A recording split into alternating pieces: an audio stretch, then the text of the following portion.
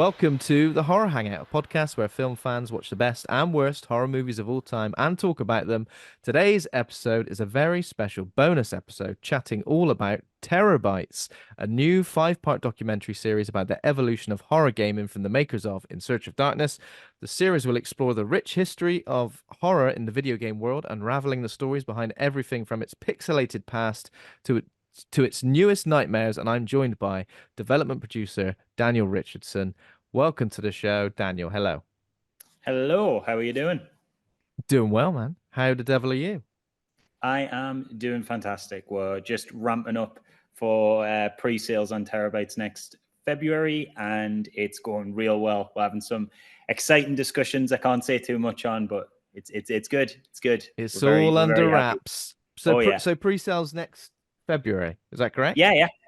So only it's when you say next February, it always makes it sound like super far away because you're alluding to Yeah, it next year, does. but it's actually only 2 months away, really. Well, So yeah, it's getting close. I didn't want to terrify you with deadlines by saying less than 2 months away. You get your skates on. I know. It's a bit of a sprint to get everything ready in place on time. But like I say, we're having some good conversations with some big, scarily important people, and we've got a lot of exciting things going on behind the I scenes. bet. Is there anything behind the scenes that you can share with us at this stage, or is it all super under wraps? It's pretty NDA tight at the minute, but if you keep following me on what channels, Twitter, Facebook, Instagram, and you check out the website, fill in the survey, you'll be able to stay up to date with everything that's going on. You'll be the first to hear when things release. Oh, brilliant. So we can link the survey to our listeners, can't we? Oh yeah, absolutely. Yeah, Fully would encourage it. Yeah. So with the survey, actually, I'll just talk a little bit more about the survey. So sure.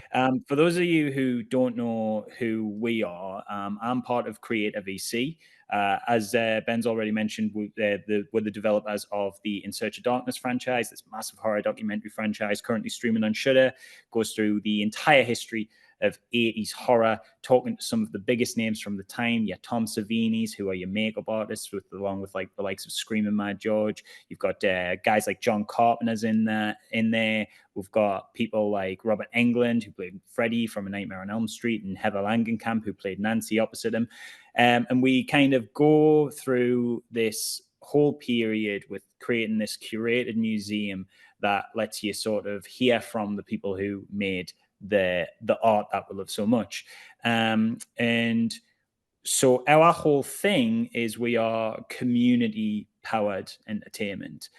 We very much build with respect to the fans and fandom we are exploring in mind. We are personally fans of these spaces. That's why we make such these that's why we make these projects with such passion and drive. And we'll get really good teams together who are really credible and interested in these spaces and have a lot of background in writing and directing and stuff. But we also don't keep all of that within this small internal base of people. We like to hear from people as to what topics would they like us to explore within our docs, what people would they like to hear from, in this case what games would they like to feature. So legitimately we do, I know a lot of people say this whole thing of like, oh yeah, we read every response. We legitimately do read every response. And as much as I myself, who's kind of like conceived of this whole idea and brought it to this stage, I am a massive fan of horror. I am only one person, and my team is only a small team. We want to hear from as many people within this space as possible because we will have blind spots. We've had some really, really great suggestions in the surveys, which is stuff that when it was kind of presented to us, we were like, absolutely, that should be in there, that we should be talking about this. And it made so much sense once it was pointed out, but it wasn't an angle we considered from before. Suggestions like, hey, take a look at RPG maker games, or Roblox horror games, because that's kind of like its own weird little important Yeah, I subculture at the know. minute. I've seen some of that. Yeah. And these are things that definitely make sense, and it's going to be determined by like what we can fit in, but we are definitely looking into those things now because of survey responses where we weren't before. Mm. We had RPG Maker games that we were exploring, but we hadn't specifically explored that sort of period of 2000 to 2006 where they kind of really blew up in the horror space. And now we're Hmm. really looking a bit more heavily into that. So if you the long and short of it all is what I'm saying with this is if you want a chance, like a real genuine chance to affect who appears in this thing, what games we cover, what topics we cover, to literally sort of put your stamp on this massive documentary, the way to do it is to go to our website, which Ben will link, and check out the survey. Yes. Like, we want to hear Most from you guys. definitely. I will link that in the show notes to any listeners who want to get involved in that. I'll share it on our socials as well, so we can try and drive our listeners towards it. Yeah, because that sounds absolutely great. Um, yeah, and that makes a lot of sense, doesn't it? Because when you kind of think about horror gaming, most of the time you think of like the big hitters, you think of survival Mhm. horror, you think of like a real certain few gaming franchises. Um, Forgetting that there are so many offshoots of that, and then also lots of games that you wouldn't necessarily even particularly think of as horror, but they've got like horror elements when you talk about Roblox gaming and stuff. Um, Yeah, totally. And I mean, horror is such a loosely defined term anyway. We don't necessarily think of Castlevania as a mm, series of horror games. We think of them as Metroidvanias because the Metroidvania genre kind of trumps their horror label. But then when you look at the aesthetics of them and the influence of them and the way they kind of brought in sort of hammer horror iconography and that kind of gothic horror aesthetics, you can see that they have one foot firmly planted in the horror genre. I mean, people don't think of Doom as a horror game, but like that game used to scare people. Like the demons were yeah, monstrous, man. and there was this. There's lots of people, who played it at the time it came out, will recall vividly the memory of kind of being around a corner and just hearing that low guttural groan of the demon that they hadn't met yet, and they're wondering what's around that corner for them. There's Yeah, lots of, and all of the imagery it used and the satanic visuals, like it very much like sat within the horror realm. It's FPS first, but it is a horror FPS. And as much as we on the team are all kind of like experts in this space, I myself have a lot of horror gaming knowledge and a lot of horror knowledge. And as much as we weren't just looking at the big popular franchises, I've got a fairly wealthy knowledge of like obscure Japanese titles and whatnot. We have our writer who's attached is a really incredible games writer called Richard Moss. He's got two books you can just walk into Waterstones and buy now: The Secret History of Mac Gaming and Shareware Heroes. He also wrote and produced FPS Doc for us. So we have like a vivid database of knowledge within our team to pull from. But the because our docs always focus on something that's so large in scope, it really helps to get a sense of all of these different diverse perspectives when it comes to what's important to them in the scope of the things we are discussing, because it's such a huge, mm, huge thing with so many vivid subgenres and different elements and interesting angles to approach with. And so we really like it when we get a chance to kind of talk to people within these spaces and kind of merge our own ideas of what this space means with the ideas of other people who are occupying them. yeah, yeah. I mean, it sounds great. I mean, what I was kind of thinking when you were explaining it then is like, how do you even start putting something together like this? In terms of, is it like the history of the genre from start to finish? So the Because the I know that plan, I know that In Search of Darkness obviously goes year by year. yeah, But with something like this, how do you even begin to plan? Is there like a narrative that you want to like yeah, yeah, totally. So follow? so the narrative we are following we're taking kind of a similar angle to FPS doc, which is a first-person shooter documentary we produced with the likes of John Romero and John Carmack, who made Doom in there. We've got Warren Spector, who's like the guy who put together System Shock, Cliff Bleszinski, lots of big important names in that space. So we kind of want to take what we did with FPS doc, and take it in a bigger scale, where we developed this as a series. We're taking in a kind of different approach so that we can kind of talk about broad horror subjects without neglecting anything. So the narrative of our documentary is horror from sort of its early days to its modern space within the gaming medium. And with horror, though, because it isn't as defined a genre as FPS. Like, while there are lots of subgenres within FPS, you've got your sort of boomer shooters, you've got your military shooters. Horror is so nebulous that within it, there's all of these different subgenres that don't even, have a similar, like, at least with first-person shooters, you were guaranteed that the game would be in first person. But we have first-person horror games and we have third-person horror games.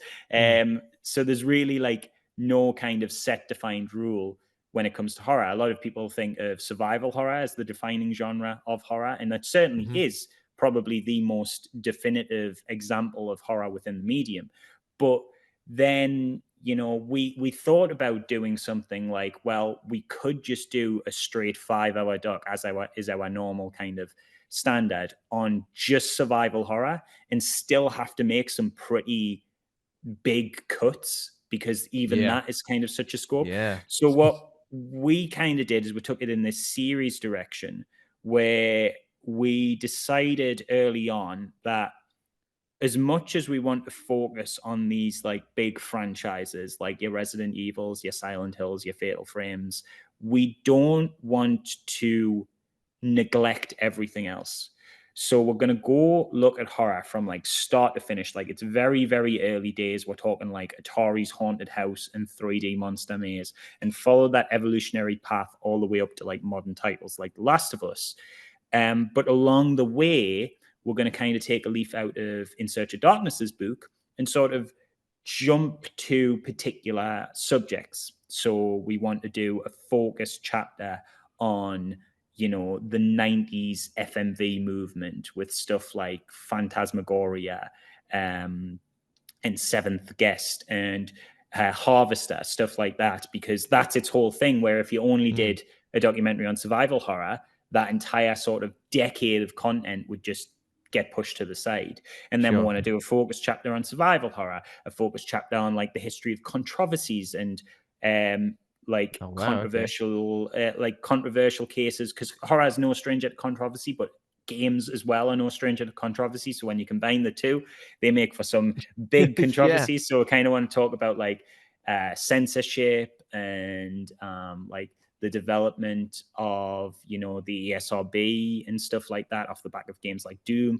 Want to talk about like people's responses to the sort of increase in violence in the genre, and then we're going to pull from stuff like there's other chapter focuses like we'll maybe do like a subsection on like specifically the evolution of the stalker enemy, like the chaser enemy type, which kind of came around with something like Resident Evil 2, and then we've got like a real evolution of that's kind of come to something like Alien Isolation. There's lots and lots of angles we want to take it in. If you go on our website, we've kind of put up a synopsis that we're asking in the survey for you to sort of feedback on. And that's got our like 5 sort of key chapters that we want to focus on.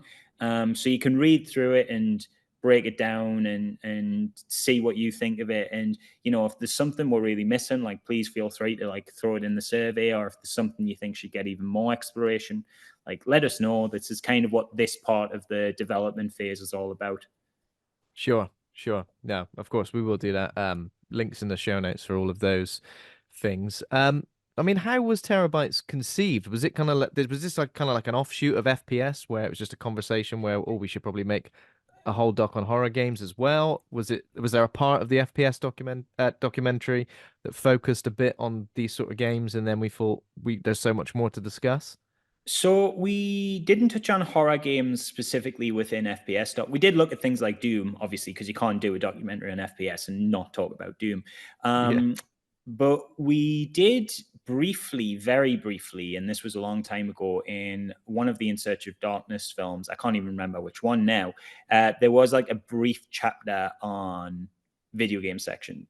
So mainly like the early adaptations of things like Halloween and Texas Chainsaw Mm. Massacre that kind of hit the Atari, and just sort of like a brief allusion to, oh yeah, this was also a thing that happened with these kind of 80s icons, and it wasn't the 80s a kind of strange time in terms of media crossover for these slasher, like, well, icons. I've already used the term, but there really is no other term you can use to describe them. And so it wasn't necessarily that it evolved from that. It was actually myself who brought the pitch forward to Robin Block, who's our CEO of the studio. And horror games is something I've always been very, very, very passionate about. And we were talking about another project I was developing with him that unfortunately I can't talk about right now. But during these conversations, he'd mentioned we'd just launched FPS, and he'd mentioned how well FPS was doing, because I wasn't on that team, but he mentioned it was going really well, both in terms of like critical and commercial success, and he was really happy with it, really proud of it, and the team should all be very, very proud.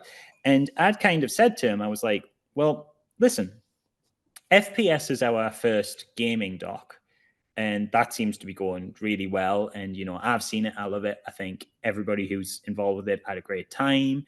And In Search of Darkness is our flagship franchise, and that focuses very much on the horror genre. So why don't we just combine both worlds and make a horror gaming documentary? And Robin kind of says, like, that's an interesting concept.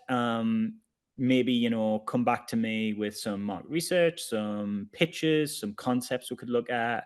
And so from then, and this was a long time ago, it's been in development for a while. From then, we've sort of had lots of meetings, and there's been lots and lots of paperwork about this high, covering like everything from who could we have in it, what could they talk about, what questions should we ask them, and taking it from that very early stage where it's just an idea on a piece of paper, and just building it out and building it out and building it out and fleshing it out. And then it became, we've got the trailer, we've got the landing page, we've got people we're talking to who have kind of signed on to do it and said yes. Now we've got a date for the pre-release, and it just kind of snowballed from there in terms of really capturing people's attention, and really with these projects, there's times when you do stuff and you just sort of you put an idea out there, and it's something you're passionate about, and then you kind of give it a taste in the wider world of things. You kind of make a little social media presence and sort of test the waters of like, but are other people passionate about this? And you shout into the void. With TerrorBytes, we've found that, and I'm not surprised at all, being somebody who's heavily involved in these spaces and just loves horror games. People love horror games. And Mm. we kind of sort of initially, before we sort of said like, hey, we're doing this, we sort of like in a small kind of more testing environment sort of put it out of like, what if we did this? Would people be Mm. interested? And the response has been kind of explosive. We're at the point now where we aren't even needing to approach key interview subjects. They are approaching us, Oh which wow, is okay. That's really good. exciting. Yeah, there's people on my sort of target list that we're going to have meetings coming up to say like, yeah, okay, so we need to get in touch with this person by this date. And then before that meeting even happened, they'd reach out to us and be like, hey, can I be Wow. in this? And we're like, that's a very good sign. Um, You're on the and hit list yeah, anyway. yeah, people are It's a just great sign. excited about it, excited to be a part of it, excited to Yeah. kind of showcase what the horror subgenre within gaming has to offer. And there's so much, there's so much in this world. I mean, I haven't even talked about indie games, which is going to be a focus chapter. Like Wow, yeah. that's at the point now. Indie games are at the point now, especially over the past decade, where they are almost as big, if not maybe even bigger than the survival horror boom that kind of gave Mm. horror its identity within gaming. Sure. Yeah. I mean, yeah, and yeah, the point you made, the horror gaming community is incredibly passionate about the genre, but also like all these pockets of fandom, like with for each franchise and certain particular Mm. games, sometimes just certain characters. Yeah, it's really intense, and it's going to be great to see it all come together. Of course, in Search of Darkness, the mega doc format takes place across many hours. This one's going to be a 5-part series. Mhm. What was the thinking behind making it a 5-part series? Is it a 5-part series, but a similar sort of runtime or a shorter runtime? So it'll be like a similar sort of runtime to In Search of Darkness, with just more focused chapters, and then room for expansion in the future of any of those chapters, should we go down that route. But yeah, the 5-part series concept was really just so that the more kind of obscure niches within this genre got their time to shine. Mhm. Because, like I say, if we just did, um, if we just did a series on the most requested horror games, it would probably just be 5 hours of Silent Hill and Resident Evil. And there's lots of other people out there who are, those franchises are great. They're Still sounds incredible. pretty good. Yeah. Oh, yeah. Absolutely. I mean, you could do a 5 hour documentary on just one Resident Evil game. Like literally, just pick one out of a hat, and there's something to talk about there for 5 hours. Um, but our concern was, as much as they are important to the genre, and as much as they like defined um, the kind of iconography that a casual sort of audience associates with, like, yes, that is what a horror game looks like. It looks like a survival horror. It looks like Resident Evil. It looks like Silent Hill. It is first person and things go blah at your face, or it's fixed camera perspective with tank controls. Like that they kind of like defined a lot of the language, and they are very, very important titles. It would be a shame if all of these other incredibly important titles didn't get recognized or got drowned in the shadow of those giants. And Mm. so the series focus was really to kind of cover such a like diverse range of topics within this space without any one narrative dominating, because as historic as and important as the likes of Silent Hill and Resident Evil are, this is primarily a documentary about the history of horror gaming. And Resident Mhm. Evil and Silent Hill are only, as important as they are only a small part of that history. Mhm. And we want to look at it all. We want to look at everything from the weird off the wall Japanese exclusive titles to, the indie hits, to the 90s FMVs. It's really important to us that every sort of facet of this world gets like a time to shine. And so that was why the series structure came about. Yeah. No, no, that makes total sense as well. And you probably could just pick one Resident Evil or Silent Hill game and make a 5-hour 5-hour Oh yeah, documentary about it. absolutely. So Especially some of the key titles. Silent Hill 2, you could make a 10-hour documentary on that and still have things to say. It's yeah. there's some special games within those franchises, and we will certainly be looking at them, and we'll certainly give them their flowers. It's just, we're going to Yeah. spread the flowers. We're going to spread the joy. We're going to spread the celebration to Yeah. a lot of other titles, That's because good then. we don't want something like that.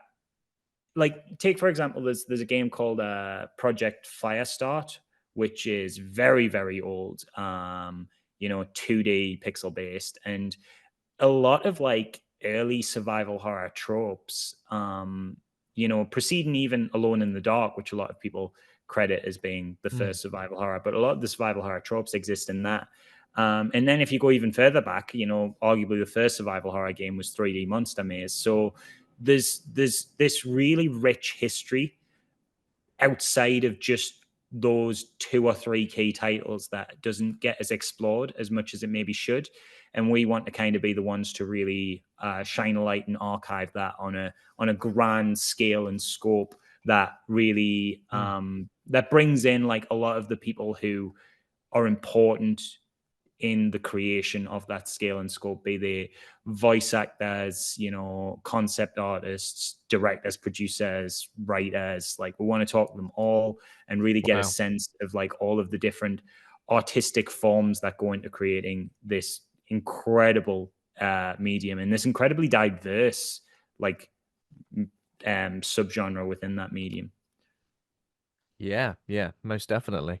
Um, I guess Dan, if we could talk about your relationship with horror games personally, then, Mhm. where did it start for you? Was there a particular game that do you remember the first horror game you played and what impact that had upon you?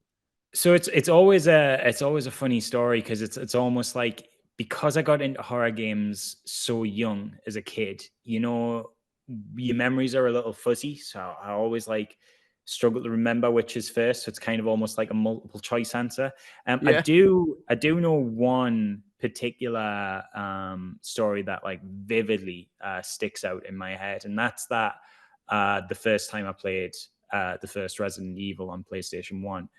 um, because the funny thing with me being so involved in horror and the creation of like horror films and stuff and horror gaming is that I was always, as a kid, brought up with horror being something that was a bit taboo. Mm. I wasn't one of these kids that was allowed to play, Grand Theft Auto at the age of 11. And so as a result, anything that was kind of age restricted was sort of off limits to us. And so that meant a lot of horror was kind of off limits to us. And as much as enticing as something like Grand Theft Auto was, because it was all the kids at school talked about, it was always the horror stuff that was more interesting to me, because that felt like a step even further into like Yeah. the no-no zone, where it was like, this stuff's bad, but this stuff's really bad. And that just kind of gets your little childish brain tickling of like, but why? Like, what's in it? Yeah. What could What's possibly be?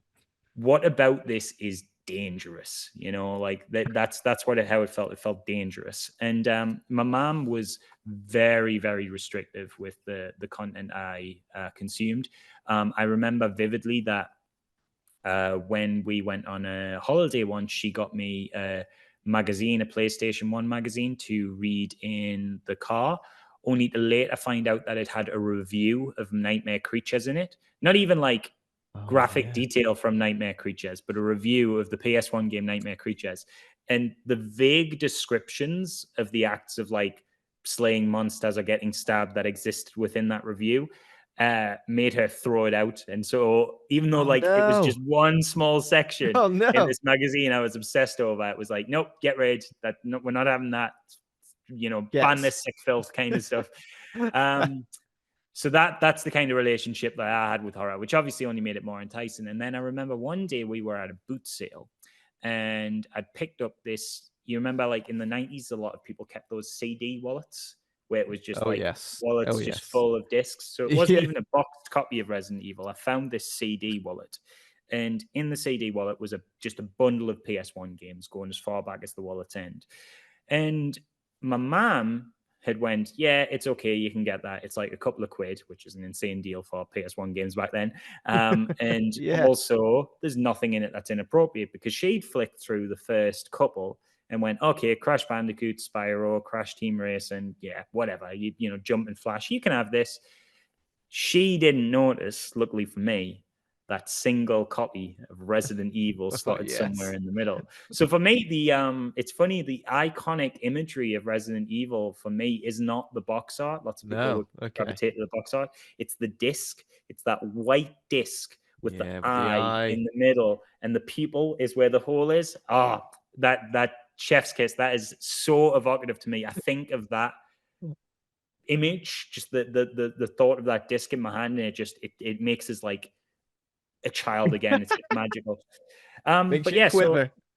yeah, so I took Resident Evil home, unbeknownst to my mother, And Resident Evil is a pretty scary game anyway for a kid to be playing, but it's a lot scarier when you're worried about getting caught playing Resident Evil the Yes. whole time you're playing it. So Finger over the we power button.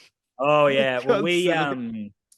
we growing up, we only had one TV for like a super long time. So it meant there was this issue where like if I was playing games, and then my mom wanted to watch like EastEnders or whatever, it was like get off your games.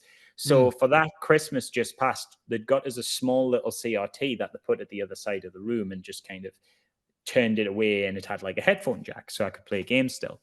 So I remember my mom was watching television at the other side of the room. So she was literally in the room with me. And I just kind of stealthily tilted the CRT monitor away, headphones in, put Resident Evil in. And I was playing the whole game, just constantly eyes shifting of like, is she looking? No, we're good. Is she looking? No, we're good. Which only added to the tension. Yeah, And it's stressful enough. yeah, and I was like determined to not get caught. So I couldn't exhibit any feeling of being scared. Like I Not couldn't one jump, I couldn't single scream. iota of fear upon your Yeah. face. So I had to play it like I was just, playing Crash Bandicoot. Big smile on your face.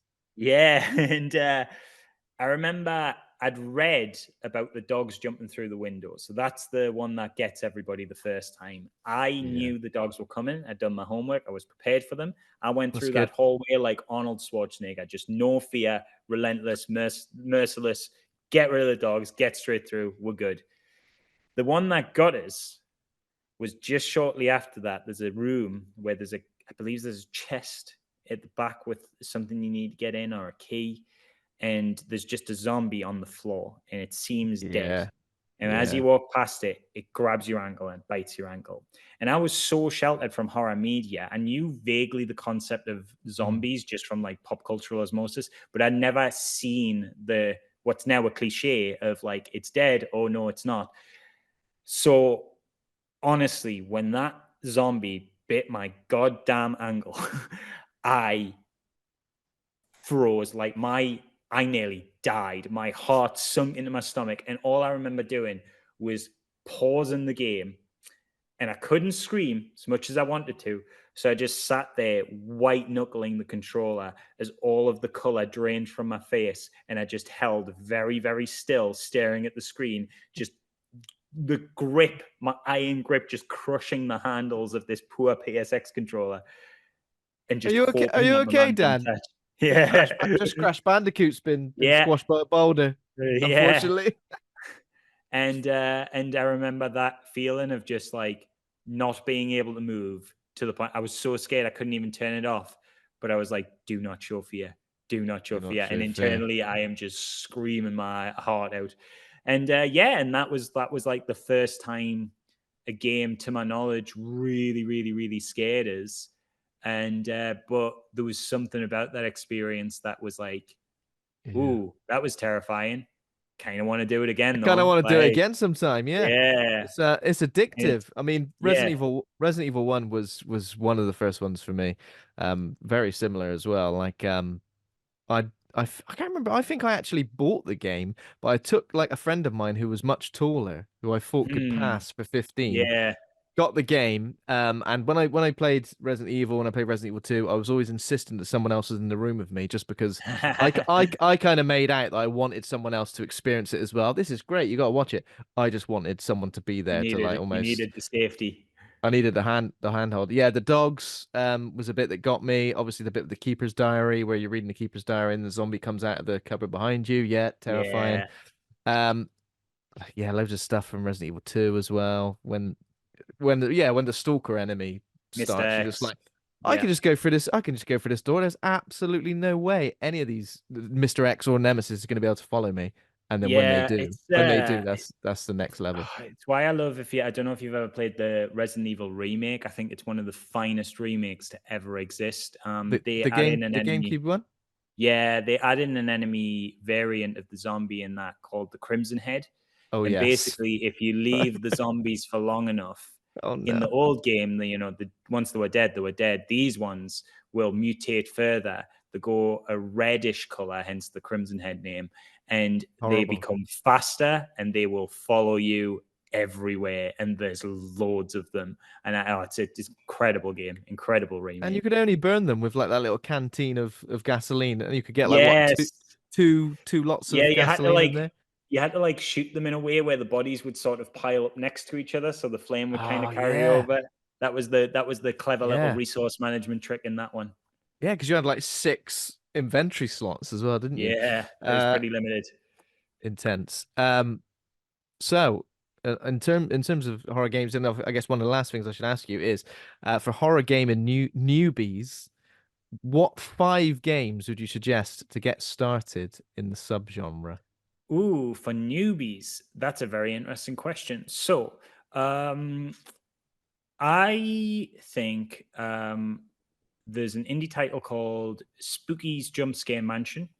It is used to be called Spooky's House of Jump Scares, but had to change its name for some strange legal reasons that I didn't quite understand, because the thing that said you have to change your name was not even remotely related to games, but whatever.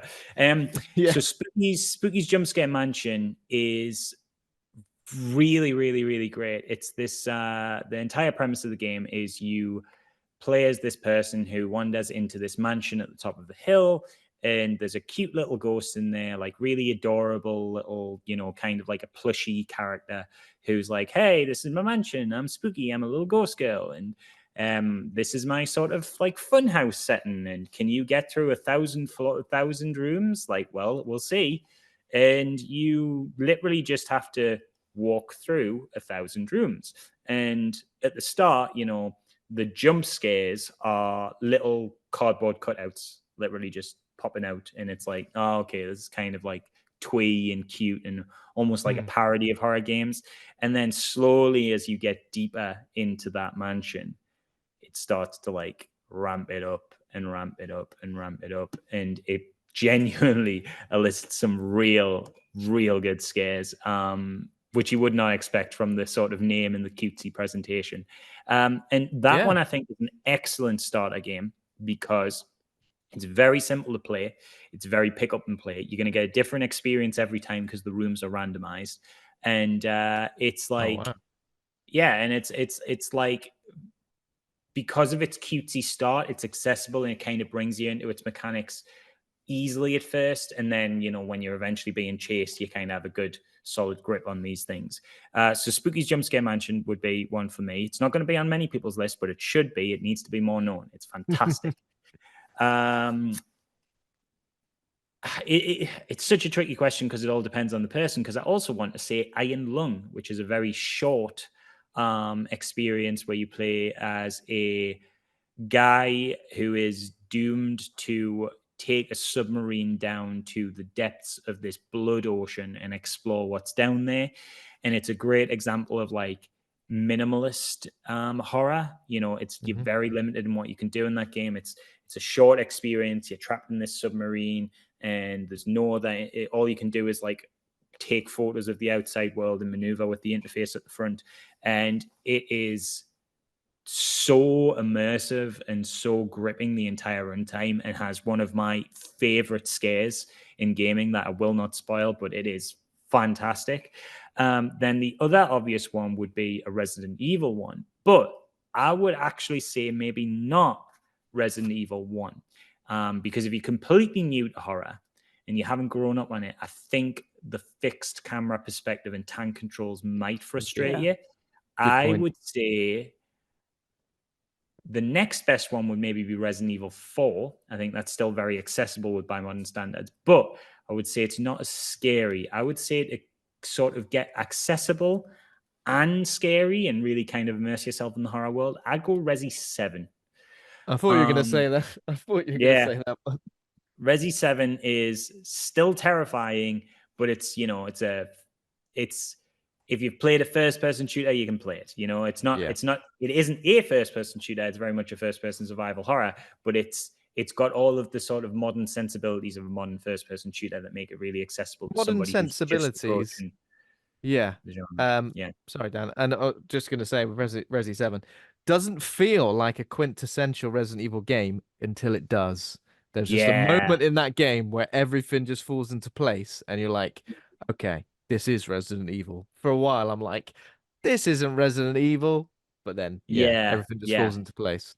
Yeah, and Um, it's got, a really great like Texas Chainsaw Massacre vibe to it. So if you're a fan of like horror cinema, it's a great one to jump on because it uses so much of like horror cinema imagery to kind of paint its like aesthetic and vibes. And yeah, mm, I absolutely adore Resident Evil 7. I genuinely think it's one of the strongest games in that franchise, of which is a franchise full of strong games. yeah. Uh what next? What next? I know what my last one's going to be, but I'm saving it for last. A little known gem, and this is personal bias. I don't know that it's necessarily a quintessential horror title, but it's one of my favorites. A little known gem called Yuppie Psycho. That is a Okay. game made by Baroque Decay, a small publisher, a small developer, based out of France, I believe.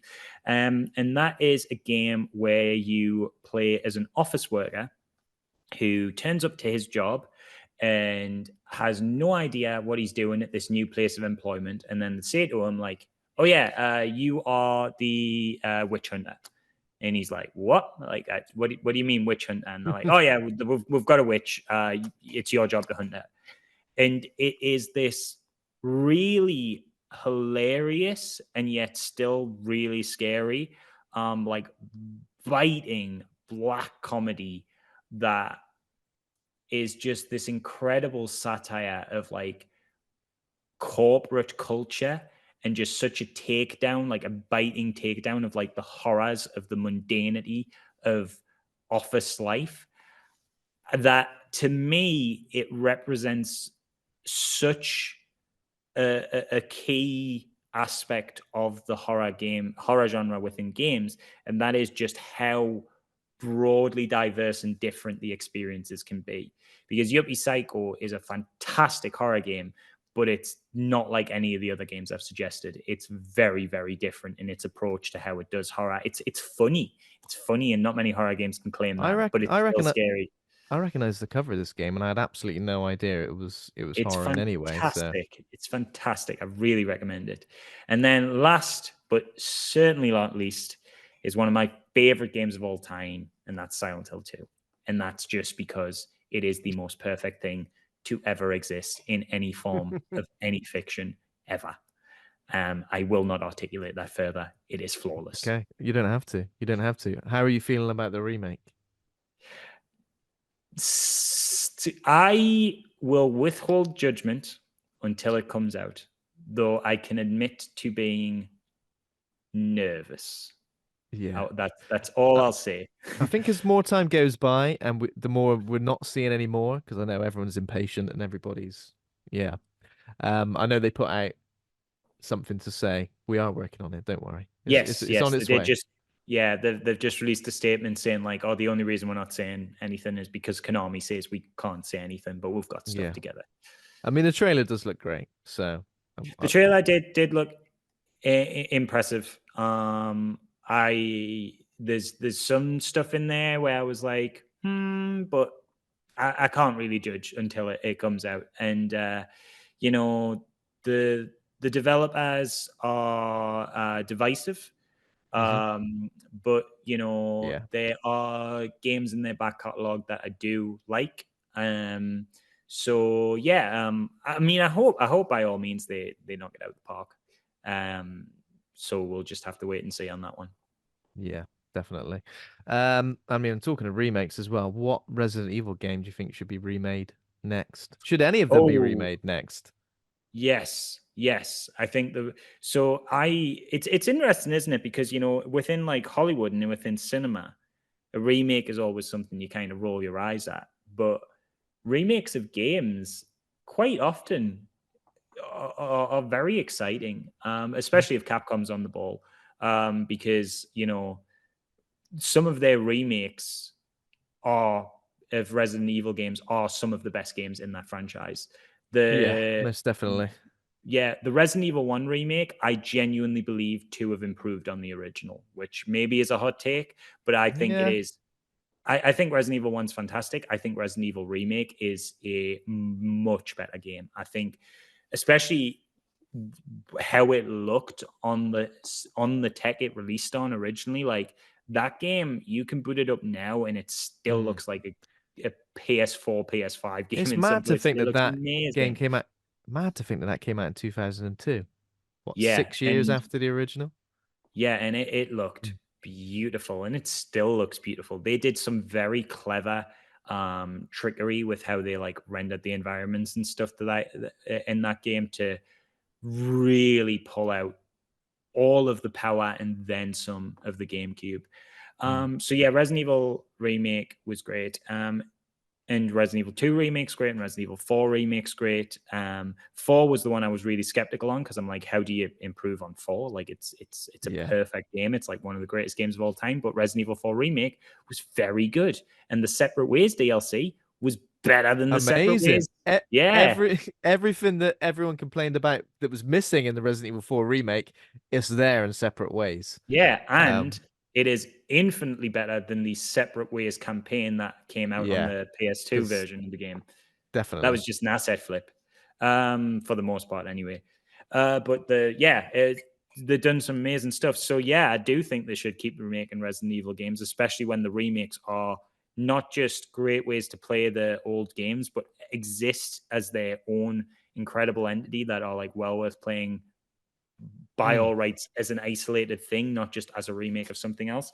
And I think the next remake, everybody says Code Veronica, and I think that's maybe one we're going to get.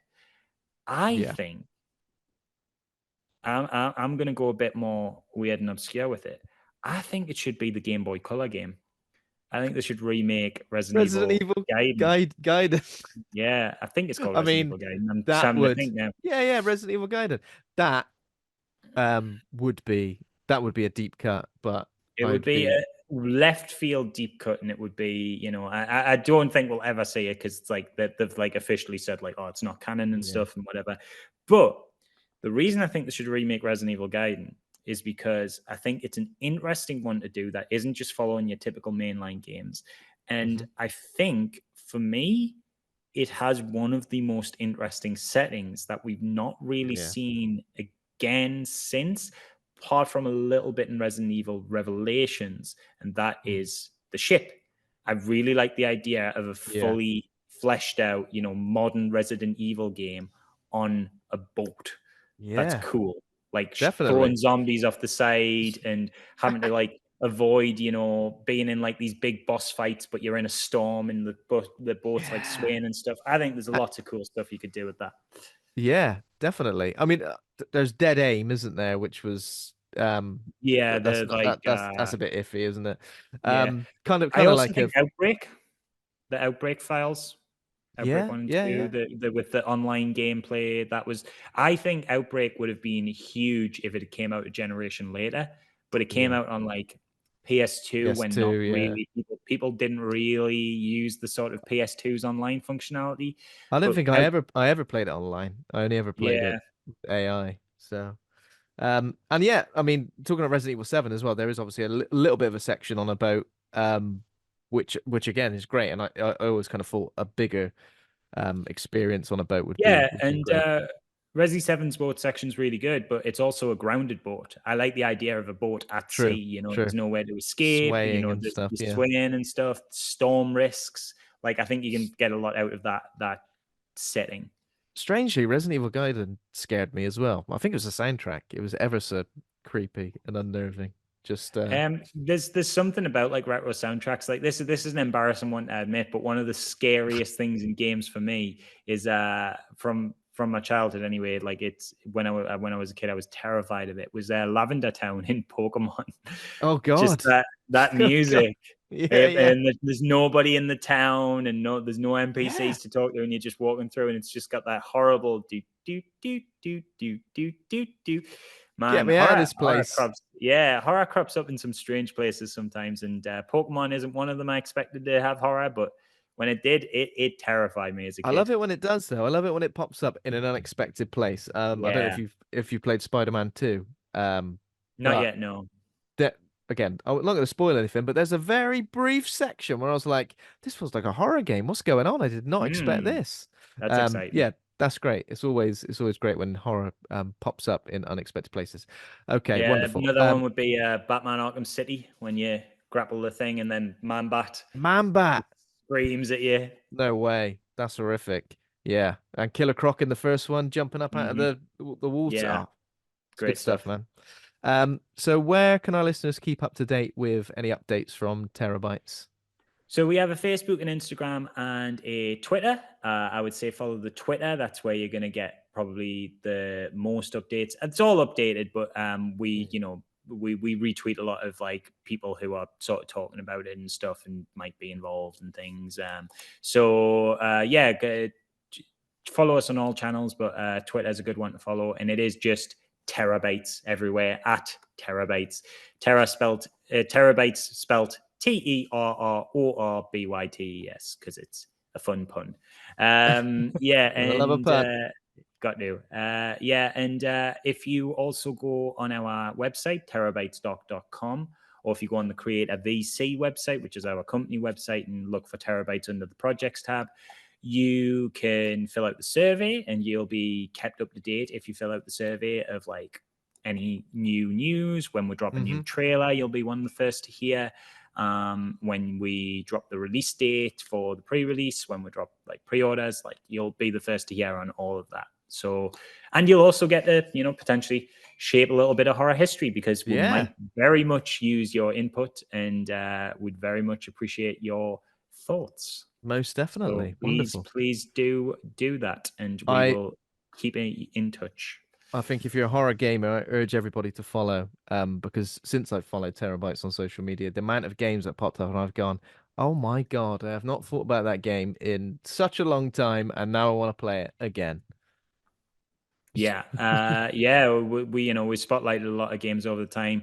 Now we're more into sort of since the trailers dropped, like promoting the actual documentary. But there will be eventually, between when we're like in production and there's stuff going on, we'll keep things updated there and start talking about games and stuff again. It's just a fun account to follow, even if you weren't into the doc. If you're just into horror games, like it's just fun to kind of scroll Yeah, through yeah, and look at definitely. all the things. Brilliant.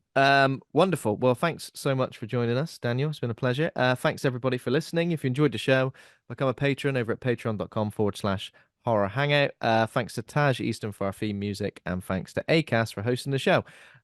Thanks so much, Daniel. It's been great to have you on the show. It's been a pleasure.